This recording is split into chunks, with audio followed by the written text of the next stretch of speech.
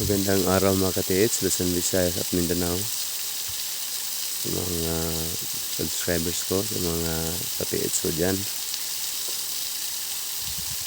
Nandito ako sa isang lugar kung saan mayroong post mga ka-TH.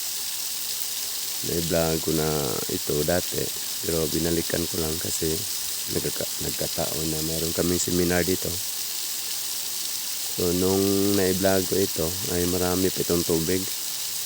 Pero ngayon, wala na mga ka-TH. Kasi tagtuyo kasi sa amin mga ka-TH. Mga ilang buwan na nakalipas. So, ngayon mga ka-TH, nilapitan ko talaga itong course na to para mag-explore. At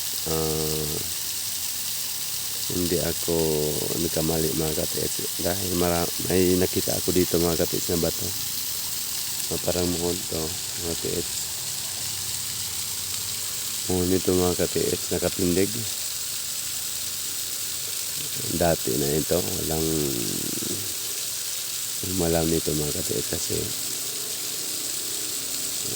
pinagbawal sa lugar namin mga ka-TH na mag-treasure hunting sa lugar na to. Pero noong unang panahon, maraming mga Hapones ang pumunta dito mga ka-TH kasi malapit lang ito sa syudad namin. Ay pumunta dito. So, ngayon mga ka-TH, pakita ko sa inyo ang baton na katindig dito mga ka-TH na parang mohon. Ang kanyang forma mga ka-TH ay parang letter D. Mga ito.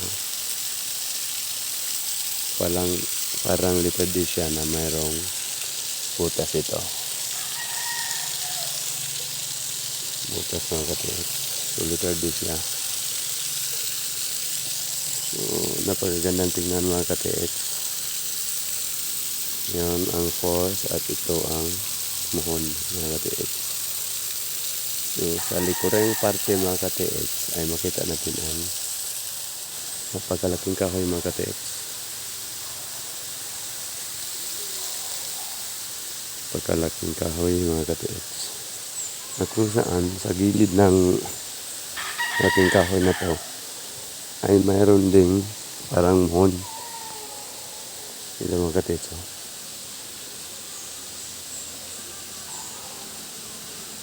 Mayroon siyang muhon mga ka-TH, malapit na siyang matumba kasi di concrete nilagyan ng flooring mga ka-TH. So sa gilid naman, sa kabilang gilid mga ka-TH ay mayroon namang naka-umpog ng bato dito mga ka-TH. Ang laki-laki mga ka-TH.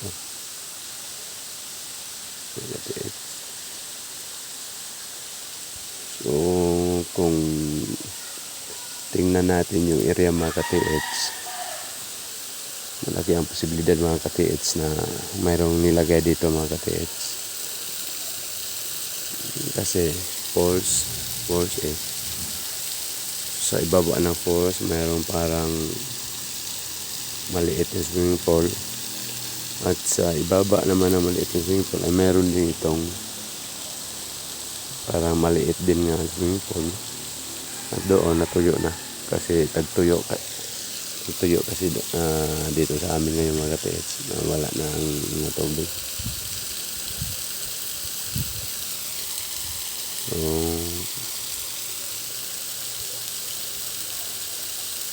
binalikan ko lang ito para ma-assist ninyo kung meron ba talaga dito. Pero sa aking palagay mga ka-TH mayroon dito mga ka-TH. Sa pagpunta pa lang ng mga Japanese mga ka-TH ay talagang napakalaking posibilidad na meron talaga dito kasi malapit lang ito sa kampo nila mga ka-TH. Doon sa napakatagal na naming simbahan mga ka-TH. Sa panahon pa ng Spaniards yun. Tayo. So ito ang saan mahulog yung tubig mga katieks dito. So yun sa ibaba. So, mayroon ng diamond mga katieks. So, diamond marker na may butas sa gitna. Ito mga katieks. Ito.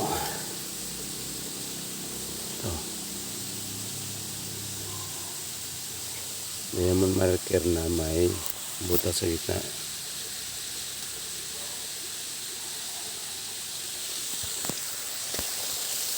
So, ibig sabihin mga katieks, baka mayroon dyan sa ilalim mga katieks, ilalim ng diamond.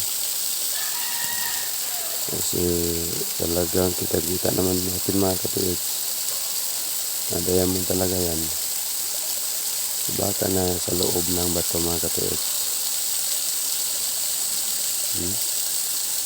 Klarong-klaro mga katieks, oh, diamond na iniukit sa bato.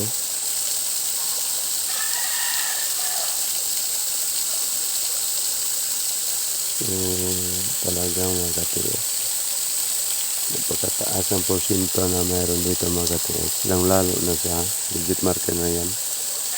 Yung diamond na yan, oh, talagang maaninag natin mga katieks na diamond, iniukit talaga siya sa ibabaw ng bato na yan.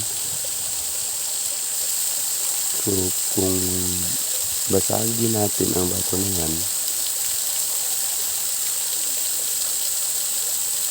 baka mayroon doon sa loob mga katieks, sa ilalim.